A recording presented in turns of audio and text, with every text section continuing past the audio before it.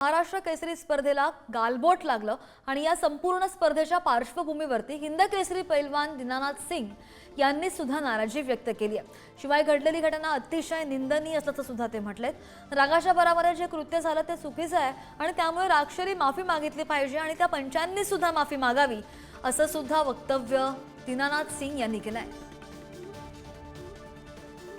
Sir, खरं तर तुम्ही हिंद केसरी पैलवान म्हणून तुमची एक वेगळी ओळख आहे। तुमची कारकीर्द सगळ्यांना माहीत आहे। ज्यांनी त्या ठिकाणी मारामारी त्या ठिकाणी करण्याचा प्रकार केला त्यांनाही दीनानाथ सिंह माहीत आहेत। शिवाय जे त्या मैदानात होते त्या सर्वांना दीनानाथ सिंह माहीत आहेत। तुम्ही या सगळ्या कालच्या घटनेकडे कशा पद्धतीने पाहताय, काय सांगाल?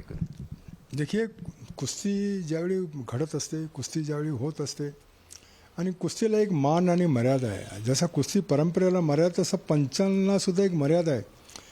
आमची भारतीय संस्कृतीमध्ये ही पंच जे आहे ना परमेश्वर आहे। पंच हा परमेश्वर आणि परमेश्वरला मारत असताना लाताने मारणं, लात घालणे हे फार मोठी चूक आहे आणि असा चूक आमच्या इतिहासामध्ये असा पैलवानने कधीच केला नाही। आमच्या ऐकण्यात नाही। आम्ही जन्माला आल्यापासून जे कुस्ती परंपरेला सुरुवात झाल्यानंतर कधीच ऐकलो नाही की कुठलाही पैलवानने असा लात घातला असं पंचाला असं कधी घडला नाही। हे चूक आहे बरं का। हे कुस्ती परंपरेला हा आसोभनही घडला। क्षण त्यावेळी तुम्ही बघितला काय, एक पैलवान म्हणून आपण ज्या क्षेत्रात आयुष्य घालवलं त्या क्षेत्रात तुम्हाला ते क्षण बघितल्यानंतर काय नेमक्या भावना? ते क्षण बघितला, रागाच्या भरत रागात येऊन ते पंचांना लात घालणे हे आसोभनही कृत आहे। हा हा हा माफी असू शकत नाही बरं का। हे असा चूक कुठेतरी थांबवलं पाहिजे। असा चूक कधी घडला नाही आणि हे शेवट पुन्हा असा कोणी करू नये अशी माझी इच्छा आहे। बाबा असा नको। पंच हा परमेश्वर, त्याचा मान राखा।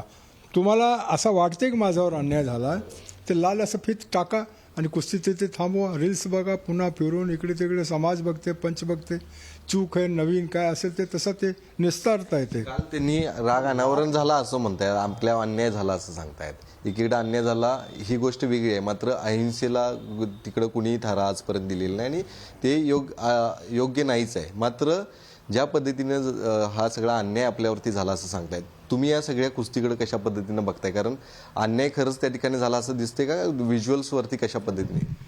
तर तुम्हाला वाटते, तुम्हाला असं वाटते की माझ्यावर अन्याय झाला तर अन्याय को न्याय मागायची पद्धत आहे। मागायची पद्धत आहे। तुम्ही फिट टाका आणि पुन्हा रील्स बघा, मागे पुढे करून पंचांच्या साक्षीने सगळे बघा। पण तुम्ही जे आक्रमक भूमिका घेतली तसं कधी घडलं नाही आणि असा कोणी इथून पुढे घेऊ नये। निश्चितच आहे, उद्या येऊन जर या दोघांनी माफी त्या ठिकाणी मागितली तर त्यांना माफ देखील करणं ही देखील अनेकांची आता जबाबदारी आहे। शिवाय त्यांनी देखील माफी जी आहे ती जाहीर पद्धतीनं मागितली पाहिजे असं देखील त्यांनी या ठिकाणी मत व्यक्त केले। मात्र या संपूर्णच घटनेच्या पार्श्वभूमीवरती जी घटना घडली याचं मात्र त्यांनी निषेध या ठिकाणी केल्याचं पाहायला मिळते। कॅमेरामन ओंकार वळवडेसह शेखर पाटील, पुढारी न्यूज।